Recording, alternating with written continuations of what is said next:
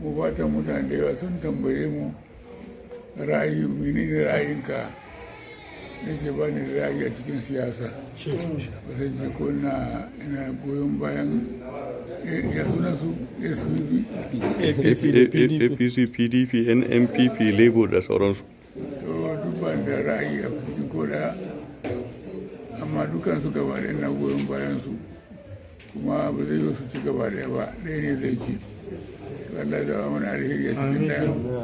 Allah ya zaba mana alheri. Allah ya gyara mana kasar mu. Allah ya kiyaye kasar mu da kashe da zalunci Allah ya zaba mana.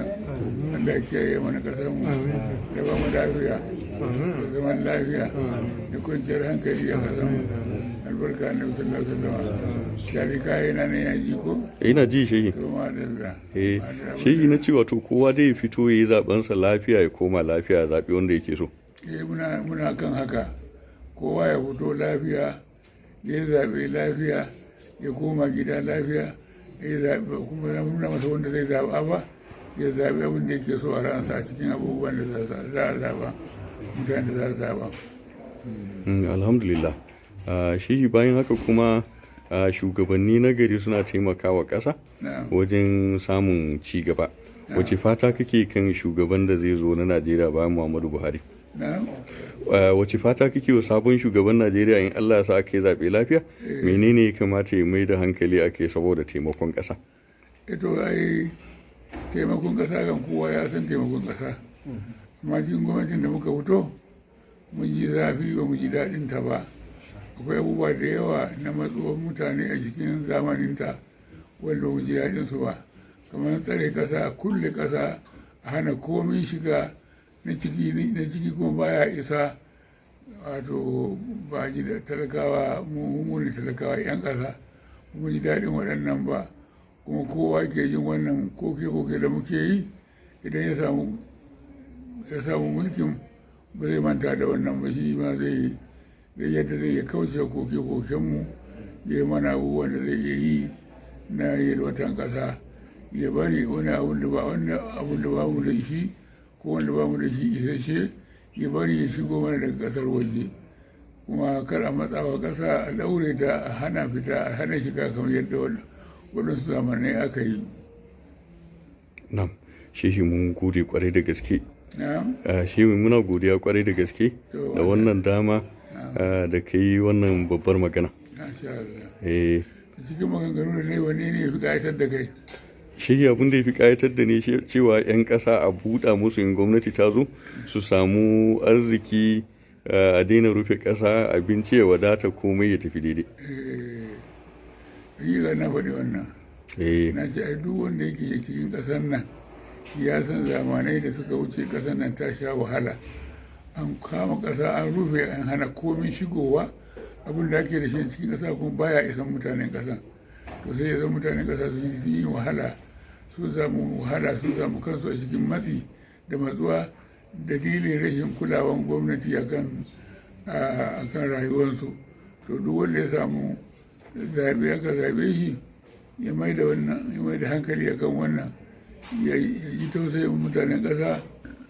Abin da ba a da shi ya bari ya shigo mana daga waje, abin da ake da shi ba zai yi sawa a bari a samu ciko daga waje, a samu mutanen ƙasa su samu walwala, su samu jin daɗi. Wannan shi ne fatanmu da wanda zai shugaban ƙasa bayan wannan. Wato dai wannan ya nuna akwai 'yan kurakurai da jagororin yanzu suka yi da ya kamata a gaba a gyara. Na ce wannan ya nuna dai akwai kuskure ko kuma abubuwan da aka yi ba daidai ba da ya dace masu shigowa nan gaba su yi kokari su gyara. Abubuwan a fili suke. Akwai abu da dole ne mai rai ya neme shi. To a cikin ƙasa ba a da shi, kuma hana shi shigowa daga waje. Wannan hakika ba kyau, ba ji daɗinsa ba. Akwai irin wannan kuma ana da shi amma baya isan ƙasa, kuma an hana komi shigowa da ƙasa baya shigowa. Wannan ma mutanen ƙasa sun sha wahalansu, sun sha damuwa. Ya kamata mutumin ya shigo ya san ƙasa abin da take ciki, abin da ba dama a shigo da shi an ƙi yarda, kuma ba dama a rayu sai da shi. Akwai kuma abubuwan da ake da shi baya isa, kuma za a ba ji daɗi ba sai ya isa shi ma abu da masa ya shigo abu da zai ciko din ya zo ya shigo shi ma kuka ne a wajen yan ƙasa mai neman takara ya ji wannan kamun mai zaɓe shi kuma ya sa shi a cikin abin da ya sa a gaba zai gyara. Alhamdulillah shi mun gode kwarai da gaske. Assalamu alaikum. Mun gode ko yan jarida kuna da abin da kyakkyawar rawa da za ku taka na gyaran ƙasa a cikin isar da labaranku. Annabi sallallahu alaihi wasallam ya ce ballighu anni ku isar da aikana ba wanda ya ci nasarar samun wannan wanda abin ya shafa kamar ɗan jarida domin shi isarwansa da zai isar da aikan manzo Allah ba a zaure kadai ba daki kadai ba kofar gida kadai ba maganar sa da shafi duk duniya gaba da ina isar da aikan manzo Allah sallallahu alaihi wasallam ku kokari abubuwan da malamai su gaya muku haka annabi ya ce a isar abin da kuma aka gaya muku kar a yi haka ba kyau ku isar ku ne na ku isarwa ne dama shine sadarwa din Allah ya saka muku da alheri Allah ya ba ku nasara a cikin ayyukanku ku isar da gaisuwan annabi sallallahu alaihi wasallam duniya ku isar da kuma faɗa da annabi yayi wa duniya na kada a yi don abin da Allah ya faɗa masa guda biyu ne duk abin da annabi ya ce ku